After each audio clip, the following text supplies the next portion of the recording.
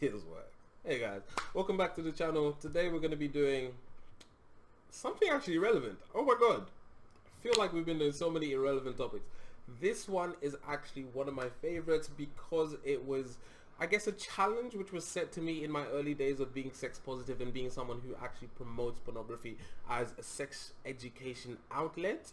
And you know, it's difficult because you're often kind of like bombarded, assaulted, harassed with various repetitive questions that seek to kind of belittle your morality and try to pretty much, I guess, force you into an ideological corner in trying to infer that you are engaged in some immoral practices if you do disagree. I hope that word salad actually made some sense, but this particular video is actually when I first started going to Speaker's Corner and people started taking a little bit of annoyance with my hat, it being blacked.com. It was a private joke. A lot of people didn't actually realize what it was, but then when they found out, they started taking offense, not necessarily just because it was porn, but because it was interracial porn, because people just hate diversity. Anyway, moving on, we should actually just get straight into this one, otherwise I'll end up explaining the entirety of the video and see how your boy represents. Let's do it. Is it young women? It doesn't have to be young women, but it's probably more than likely young women. I'm not saying some of them don't choose. Some women don't choose. There's no kids in here. I think there's a massive misconception when it comes to pornography and this whole idea of exploitation. Because when we're talking about pornography, there are certain industries or certain kind of like underground kind of like video kind of like places where they do exploit women, right? Yeah. But for me personally, I have to ask you, when you talk about exploitation, what are you talking about in the sense? Are you talking about not being paid for something? Okay, let me or go on. If your daughter came out and said, I want to be a porn how would you feel? I've answered this question already, and I would be absolutely comfortable with her decisions because that is her decision. You've got to notice the direct jump into sensationalism there. The question was, and I guess the understanding was that pornography is naturally exploitative. And, you know, me being transparent, I never try to romanticize anything. I'm always try to be honest and try to be clear about the things that I'm pushing and the limitations that there are and things that need to be addressed. And the question I put to the gentleman was whether or not he actually understood the notion of exploitation and whether or not he was conflating what is actually a criminal activity of human trafficking and so on with the porn industry, which is reputable. People get paid decently well. You know, people are able to make lavish careers depending on how good they're kind of like how good their work ethic and, you know, their business savviness is. And he jumps straight into the question because there's no actual intention of trying to normalize the talk of people who go into the industry consensually. And that's one of the telling factors about people who are against porn, their natural assumption and the denial that there are people that consensually go into this industry, hence why he cannot fathom that someone would be okay with their daughter going into that industry because of the natural assumption that it is all non-consensual. Then I really understand you're very different morally. So I guess it's, I don't know where I can go from there. You're telling me you're fine with daughter being a porn. Well, the question is, I respect it, but I know you for a long time. I never knew you was like this, my brother. give me 2 seconds. The question. And obviously the question of morality comes into it, which is very easy kind of like for me. The question of morality comes in female agency. Ooh, my teeth be cleaning! It comes in female agency and how much agency you allow women. That's not a conversation to me. Women's agency is irrelevant of me. People's agency is irrelevant of me. My agency is the only thing that I need to worry about. When it comes to raising daughters and sons, etc., you are the nurturer. You are not the dictator. You are the person that provides all of the possible benefits that life has to offer in order to make sure that they are able to survive, and if we want to go down the biological evolution route, reproduce, or just fall in love with the same sex person if that's how they're inclined, and be happy with that too. But these are not conversations that men are used to having. These are not conversations that a lot of people who are religiously inclined are used to having, because they are very right-wing in the idea that the previous hierarchies of men dictating what women and children, of course, should do with their bodies reign supreme. So I'm not of that nature, and if you are of a right-leaning nature, obviously I come across as immoral. Whereas if someone is of a left-leaning nature, obviously that's the most moral stance that you can take, because you're not denying someone their human rights. Whereas the right-wing stance would be the most immoral, because you are dictating someone's human rights and thus denying them the ability to express those human rights. The question is, why am I enforcing my kind of like opinion on my daughter's rights to do whatever she wishes? Your daughter's rights. Notice how it shocks them. Oh, it's so sad watching it. Like, notice how it shocks them. The idea that your daughter has rights. Your daughter is a human being. You have no control over that. You have influence. Influence and dictating and control. They're two different things. Influence is presenting and allowing them to make a choice whether or not that is or isn't for them. Controlling is making them take that particular worldview. So notice how shocking it is to the male mind that daughters and women have rights. So you reckon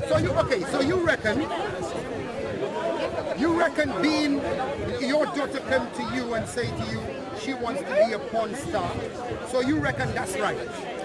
That's her choice, whether or not I agree with it or disagree with it. So I'm asking you, would you agree with it or not? Yes, I would. You would. So you support it. So you believe that's okay, that's right? I do. Yeah.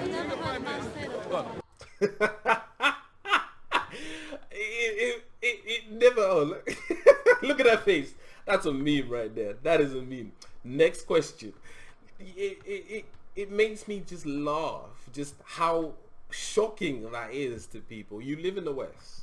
Like, feminism has been through 3 stages now. The first stage being, the suffrage, being involved in political decisions and being represented politically. The second being women's agency, autonomy, etc. And these are things that we enshrine in the society. It's integral to our identity as people from the West. It's so crazy. It's for me personally, from a younger generation, it's crazy to see that there are people who still think like this. So presumably, when you have a daughter, you want her to grow up, you want her to meet a guy, you want her to have a family, you want all those things for your daughter. I want it to be I don't want to enforce any kind of doctrine that I agree. Notice how the idea is that when you have a daughter, you already, before she's even born, you already have this idea of what she's going to do. No intersectionality, no kind of like acknowledging whether or not they may not even be born inclined to be heteronormative or straight. They could be gay. These things don't seem to cross the minds of these particular individuals, and it shows quite badly. That I've been grown up with. If she wants to be gay, she has the opportunity and the rights to be gay. If she wants to go into engineering, she has the rights to do that. If she wants to go, I'm not going to force her down any narrow route that I've chosen for her, because it will preserve my dignity as a man. She has a choice, and she has her freedom to her own body. And that's her choice. That's not my choice. Say that again? As a parent, you have obligations towards your child, teach them morals. And then they decide when they're adults. Absolutely, So absolutely. when you have a daughter, you don't necessarily teach morals. When you grow up having this born star, you don't necessarily So when we have morals, when you respect them, honor. I've got like a horrible feeling. The question is, when we talk about morals, what kind of morals are you talking about in connection to pornography? Come on, porn isn't moral, is it? Say that again? Pornography is immoral. Tell me why. Because it's exploitation, sex What is exploitation? Love the silence, radio silence, and then cut to all of the kind of like negative associations that are unfounded about pornography. Love it. What is exploitation? Are we talking about exploitation not being paid for a service? If a woman chooses to prostitute herself, right, is she then exploiting herself? I understand, but you don't see the word I'm using, my brother. You can't enforce your dignity onto anyone else. You are only accountable for yourself. We're in a dangerous society. We're just allowing everyone to. No, absolutely. But this is the thing. No, but this is the thing. The stigma of it. I would keep the stigma to pornography because I know that there's a generation of people in particular who would flock to the pornography industry because it's easy work and it's easy money. That's why I would still keep the stigma there, right? But the problem for me in particular is I would say I've changed a little bit in terms of the stigma because I've realized just how much it actually, how discriminatory and how much it endangers women just to have that stigma there. The stigma is not just the pornography in general. The stigma actually, which I didn't know back then, it's just towards women's sexuality. Like, it has nothing to do with the fact that women want to, you know, make money out of pornography or whatever. It's the idea that society does not have control over women's reproductive rights, and that is the danger.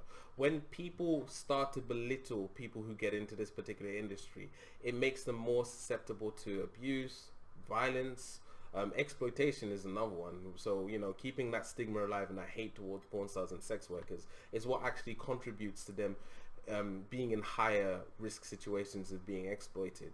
But furthermore, just again being killed and being raped, like, that is a massive reality that a lot of sex workers, particularly black trans women, have to live through because of our kind of like misogynistic view on women's birthrights. It's just crazy to think. But I do love the fact that, again, being able to fire back with certain questions of what is morality and so on, and they just can't answer it because they've taken on certain ideologies without question, without critical thinking. To them, it's just testament, and that's the danger. When you don't critically think about what you are doing, you end up with Nazi Germany. where we draw this supposed morale. Where do we draw it from? Well, yeah, there you go. What if your child was... Yeah, but we're using words. We need to define the words. Because what you saying, my daughter come to ask me if she wants to be a porn star. I'm not talking about you now, I'm talking about me. What would I say? Would I accept it or would I not accept it? Would I like it or would I abide with it? We need to use words to define whether you personally like it. Do you like good? So you notice now we've shifted from morality, because human rights is an absolute conversation. Human rights is above all. So I think at this point they've acknowledged the fact that they're losing in terms of the conversation when it comes to human rights, women's autonomy, and women's agency to be able to choose this particular industry and this particular career for themselves. So now we need to go to personals and see whether or not it is something that I enjoy, which I've already clarified is completely irrelevant to the conversation. Whether or not I like women being sexual is irrelevant to whether women want to be sexual or not. Whether I like sex work is irrelevant to the human rights that women deserve to be able to choose for themselves whether or not they want to do sex work. It's hilarious. You like to drink water, don't you? I do. Yeah, you like to drink water because water is good for you. Water is good for you. Do you like your daughter being a porn star? Is it good for you? Say that again? Water is good for you because you drink water. Yeah. Your daughter being a porn star, do you like it? I am asking you, do you like it, yes or no? Oh, yes. you elaborated on it. Yes. So you like it. So that means you're nuts. You like it. You know what like means? Or define like to me? Would you like me to elaborate, or is this? Yeah, define like to me. Elaborate on like. The question is, you said, would I like it? Yeah. Right? The question is, does it make her happy? Does it allow her to live I'm the life asking that you, she wants? does it make her happy? That's the question. Research says it doesn't Don't make narrow sense. it. doesn't make no sense. Research says that porn people in the porn industry, the majority of them suffer from depression. I've done my research, so I'm going to ask you, which research is this? Well, I'm not a scholar on it, but I have. Well, then I've read up on a lot. don't. I've watched documentaries. I've watched documentaries as well. Which documentary are you So talking I about? can't name them, but I have. I've done the research on this. You accept it, accept me. That's my favorite part of the idea of people unanimously accepting the truth that is sex work is just inherently wrong. They then think that they can say certain things such as the research and all of these buzzwords, which they don't think that people actually who take this seriously and take women's agency and freedoms and human rights seriously actually invest the time in. Luckily for everyone else, I invest my time in it. After Porn 1, 2 and 3, absolutely love them. Great watching if you're in a couple, recommend it. But I have watched pretty much 99% of the documentaries regarding sex education, sex positivity, pornography, etc. on Netflix. So when people tend to say that I've watched documentaries, I will know which documentaries you're talking about. And I will know how to critique them. I will know how to talk about them. I will know how to analyze them. So when she was talking about after porn, obviously there's so many instances in after porn that actually demonstrate the positivity in which pornography has provided certain people different opportunities, being able to amass capital, being able to go into different businesses, you know, from the amount of money that they're able to produce from the industry. So from the moment she kind of uttered those words, I already knew she was lying. And yeah, this is just me being a bit of a shit, to be honest. Guys, if we're gonna have this conversation, you have to give me the ability to actually. Oh yeah. Go ahead. Otherwise, if you're gonna have a monologue, I can just stay. And then you can speak to the camera. You can if you want to. I did not bring you in the back, my brother. No, but I'm saying I did not bring you here. You could go if you want to go. But here's your platform. Go ahead. So the question is, you just brought to me the fact that you said that studies supposedly improving that pornography makes people. It's funny enough, the video actually begins with a whole group of them discussing about my conduct towards women and pornography in general, and I was actually called into this argument by other people. So the assertion the gentleman makes there is completely I've seen studies that actually say that these people are able to function a lot better in society and have decent mental health in comparison to everyone else. So I'm going to ask you, where is the study so I can read it myself? So again, which Netflix? Because I love all documentaries. They are my guilty pleasure. Are you talking about After Porn? Are you talking about Hot Girls Wanted? Which documentary are you talking about? After Porn. After Porn is a documentary. Absolutely. After Porn is a documentary. I think Tommy Gunn was in one of these. Ivana Lee was in one of these. Absolutely. And they talk about the opportunities. They talk about the opportunities that porn opened up for them. They didn't necessarily say that. Yes, one of them owns a ranch, a farm in America. Yeah. Well, now they talked about the opportunities and they talked about the actual kind of like ins and outs of going into the porn industry. And they said when they first went there, obviously the novelty of having sex on camera was there. But after a little while, it just became going into work. It became as normal as anything else. So I have to ask you, what is the difference between pornography as a job? I'll ask you a simple question. What's the difference between porn and Hollywood? What's the difference between pornography and Hollywood? Come on. One is sexual intercourse, one is acting. It's completely different. You have to give me the same respect. You're giving me very challenging. No, but you're giving me very challenging questions, and I'm answering them. You have to give me the same respect. Absolutely. Well, this is the thing. Hollywood had Harvey Weinstein. The porn industry hasn't had that scandal yet, and this is an industry that we accept for the whole part. So the idea that all of this exploitation. So it's interesting when I say that porn hasn't had its Harvey Weinstein. Obviously, there is a massive underculture of directors, producers and stuff taking advantage, and the casting couch is obviously something that derives not necessarily from porn, actually from Hollywood, and then obviously went into porn, but it is a massive culture within entertainment just generally. So to pretend that it doesn't necessarily exist in pornography is not necessarily transparent. But I think the sentiment in which I'm trying to deliberate here is the fact that we've had something of a high profile that everyone nationally, globally knows about in terms of Harvey Weinstein and his conduct towards various women of power in Hollywood. And we don't seem to treat women or actors or actresses the same way. We don't seem to treat them the same way as porn stars. We don't seem to treat them with the same measure of concern when it comes to being exploited, despite Hollywood having a massive culture of exploitation. And you know, the music industry is another one. You know, the struggles of certain actresses, struggles of certain singers, Britney Spears, Kurt Cobain, who have, you know, some of them have ended up in some really bad situations when it comes to mental health, and some of them have ended up in some really bad situations when it comes to, the worst, suicide. So it's interesting that when you bring in Hollywood as an example or a parallel to the porn industry, it really is a culture shock, because Hollywood is something that most people don't really speak out against. But the themes and the general aura of entertainment, the material of entertainment, it's really no different. To try to equate pornography being a lot less moral because of the fact that there's live penetration involved is a trivial material aspect. It's a trivial material point, I should say. It's just not something that can justify the level of stigma and the level of hate that porn stars do experience.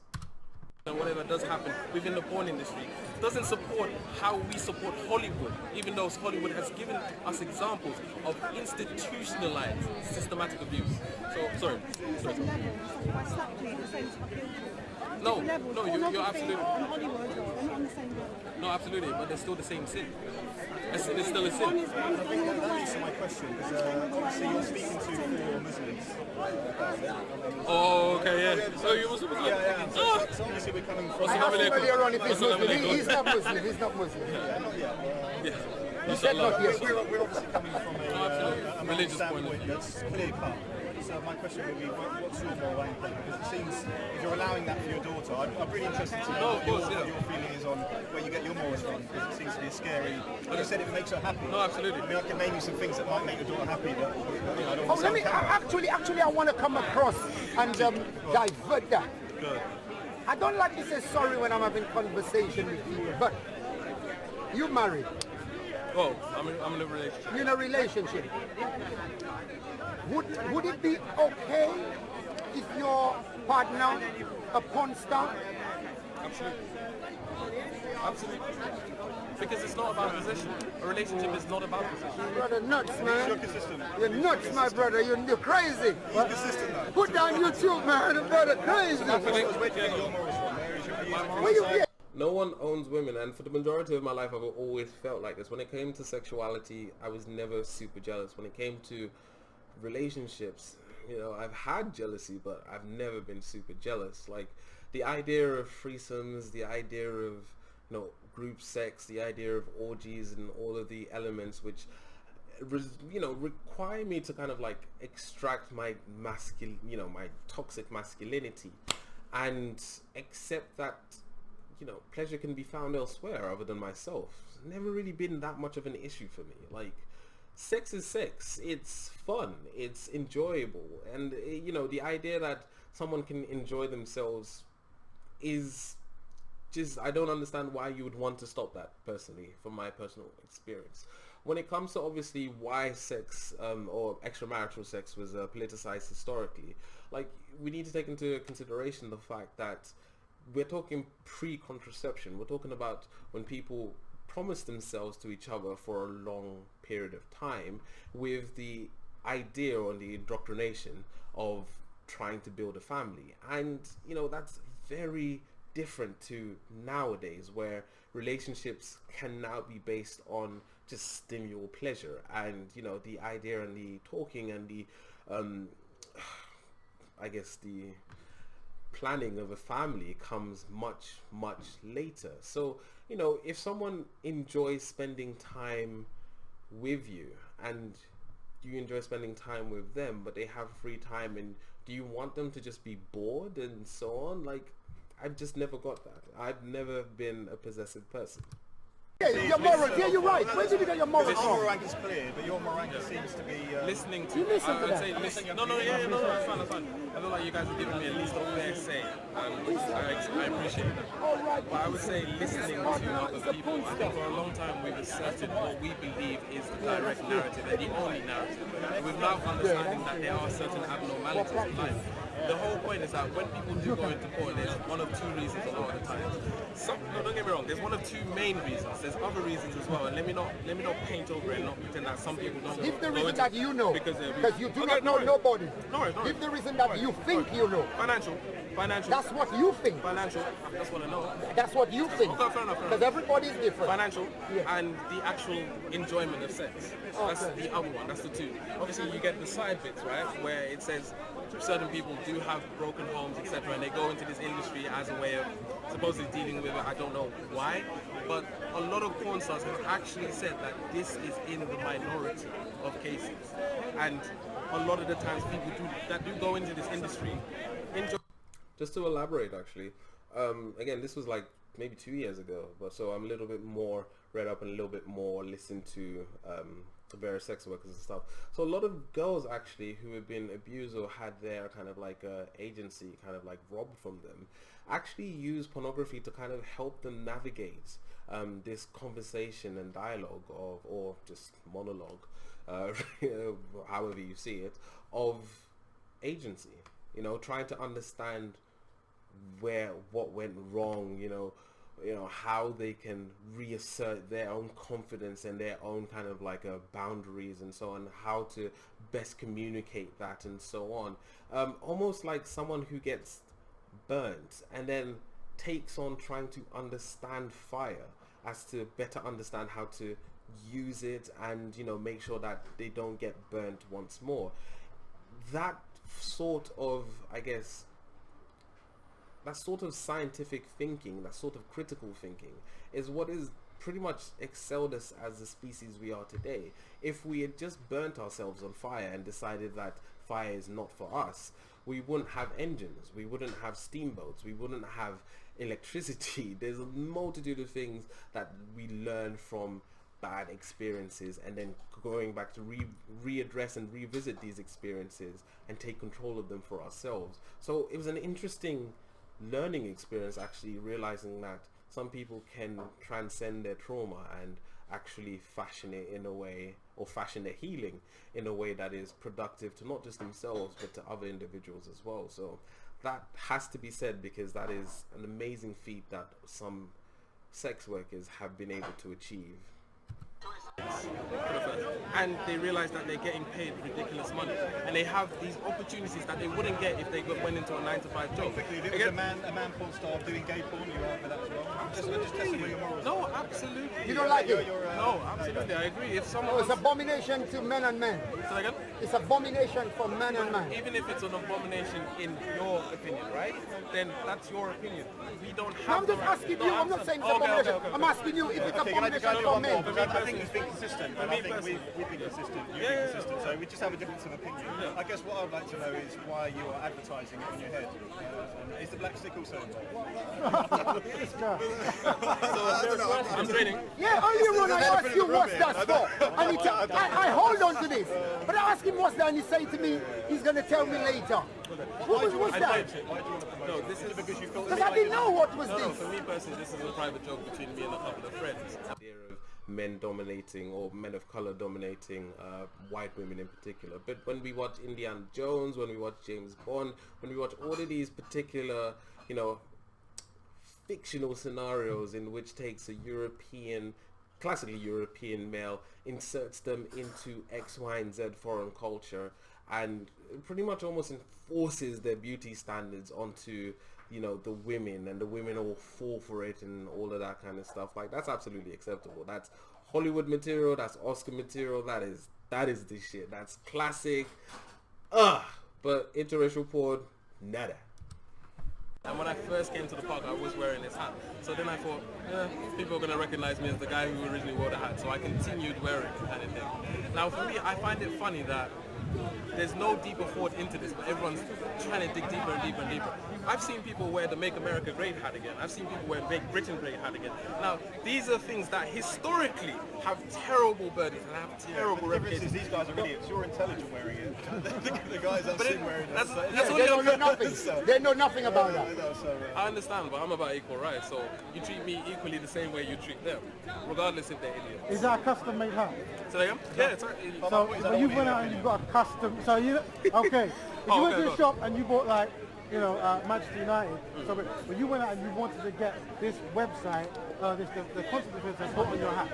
Yeah. So there is a story there. Yeah, there's a story. I already said it's a private joke between me and a couple of Just friends. imagine, because I'm going on this point again, just imagine you married, because that goes on to your wife too. You would be okay if your wife is a porn star. So just imagine that you are a hard-working man and you are financially secure and you look after the house, everything, and your wife don't work. But then your wife gets 5 phone calls for the night that 5 other men coming in your house to sleep with your wife. You okay with that? Again, this is the biggest misconception between pornography and actual prostitution.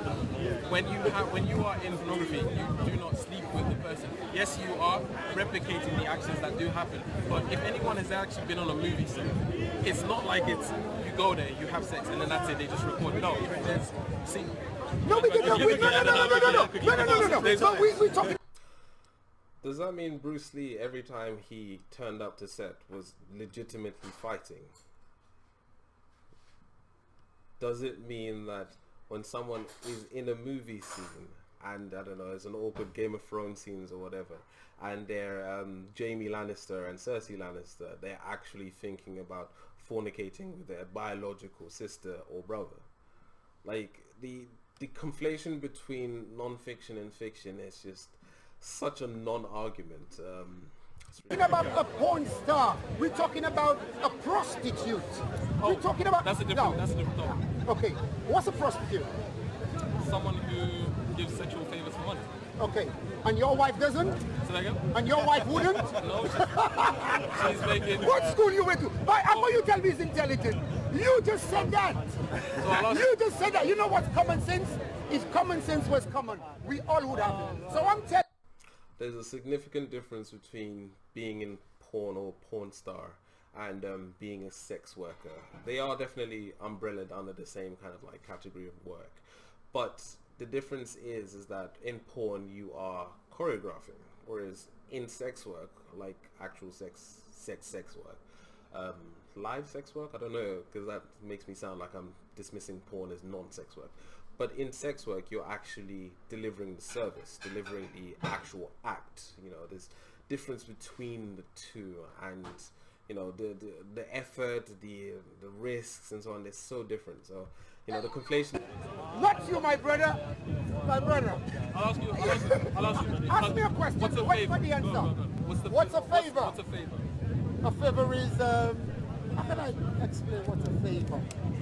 A help out, like, you know, I've got nothing to do. Okay. Yeah, I've got nothing to Out do. of all the men here, right? And I've done research in this as well. Out of all the men here, right? Yeah. How many of you could keep a hard on for 6 hours? How many of us? Okay, hold on, let the sister go. That's okay, no, that's okay, that's okay. How many of you? No, let me make it even better. How many of I you would don't know. enjoy? How many of you would enjoy? I don't know. having a hard on What for 6 I'm hours? saying to you is, earlier... That's the thing. Men tend to conflate pornography with this idea of just constantly enjoying sex and it not being a job and it being super lazy and easy work, despite my earlier mention of it being easy money and stuff. For the most part, men can't keep hard longer than 5 to 3 minutes. And the refractory period for most men is getting worse and worse, with some people not being able to pretty much recover in a day. And the idea that the majority of these men kind of look down on pornography as if it's something that they can all do, something that, you know, it's just one of those easy jobs or whatever, it's utterly hilarious to me, because this is where the orgasm gap and, you know, women's kind of like resent towards the sexual situation that we find ourselves in currently comes from. The fact that men are ill-equipped to actually be involved in conversation about sexual maturity, let alone sexual activity. So you the told idea me, of a favor. earlier on, I asked you what is prostitution? This is very good. What is prostitution? And what did you say to me prostitution now? Selling yourself for sexual favors. Good. So I'm saying to you, you like the fact of, or you would like, I don't want to disrespect you, mind. you would not mind your daughter if she comes to you and tell you she wants to be a porn star, and your wife also, I'm not saying that she is, But if 5 calls come in the night and 5 different men have to come to your house or your wife have to go to their house to have sex, she is a prostitute. Are you okay with that too? Your wife a prostitute? Because I spoke English too. Whatever, I speak 4 different languages. So if you want to hear a different language, I could explain to you in that language also. But would you like your wife to be a prostitute? Two answers. Yes, because I still support the work that she's doing. No. Oh, okay. Wait. No. No, because the scenario that you're painting it in, if I put it into a different situation or scenario, if she is a solicitor and she gets 5 calls to fly off to work for the weekend, I'm still going to be unhappy. So even the scenario that you're painting. So which one you like? Say that again? My brother, you running away from... That's the thing with a polyamorous relationship. The primary still matters, you know. Being solicited for work is very different to taking time away from your primary or taking time away from actually spending time together. You know, having sex externally, etc., is meant to be either for work purposes or generally where you can't spend time with each other. So, silly question. I'm not running away. You giving me some dilly-dally. And whilst you're talking, you're thinking. Because I could see you. Trust me, I'm only a builder. I'm not a psychiatrist or whatever. I'm only a builder. I'm asking you the same question that you said to me, yes. You said to us, yes, you wouldn't mind your daughter being a porn star. And you just defined us about what a prostitute is. I'm asking you, don't give me a yes and a no. I'm asking you, would you like your wife to be paid for sex? Would I like her to be paid for sex? Yeah. So she would be a prostitute, that's okay with you. Because, all right, I'll get you. So without, the guy's nuts, man. Oh, he's gone. He's a believer. You know what? You were right earlier. When you asked me, when you tell me to ask me why, you were right. Oh, we are still 37 minutes in. Nice. So, that was the video, and that's the video that I'm synonymously famous with, and oftentimes why people think that they can end an argument which they are absolutely inadequate in addressing with, but you would allow your daughter to do porn. And it's like, well, that insult is not an insult to me. It's not an insult to actually acknowledge that your daughter has human rights. It's not an insult to acknowledge that you do not control your daughter's sexuality, which is very weird. The amount of men now just considering and preempting the control that they're going to have over their daughter's sexuality, I don't understand how that is not problematic or a red flag. Anyway, guys, I hope you enjoyed the commentary. I'll be doing a little bit more on certain topics and certain kind of like conversations that I have had, but that is my stance, man. Sex work is work. I'm proud of every woman that has managed to capture agency, sexuality, and that liberation that the 60s was all about, and maintain that for future generations and future women's equality. Because for the most part, men have completely damaged and destroyed what is the sexual conversation for women, and it's not fair.